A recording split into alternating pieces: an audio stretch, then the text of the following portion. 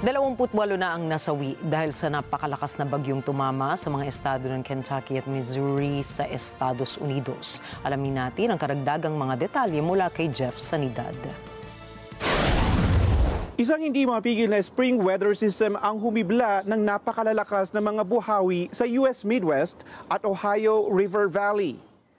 Nasa 25 katao na ang naiulat na nasawi sa Kentucky at Missouri.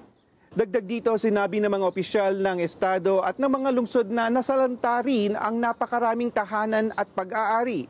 Ayon kay Mayor Carrie Spencer, isang buhawi ang humagupit sa St. Louis kung saan dagdag sa 5 namatay, nasa 38 naman ang nasaktan at may 5,000 properties na rin ang nasira. Tinungkab nito ang mga bubong ng mga bahay, itinumba ang mga linya ng kuryente at humampas sa isang malaking kalye habang kasagsagan ng rush hour traffic noong Biyernes. Samantala, may kalahating dosenang buhawi ang lumapag sa Missouri at sa kalapit estado nitong Illinois. Umabot na rin ang matinding bagyo sa Atlantic Coast, kabilang din ang New Jersey.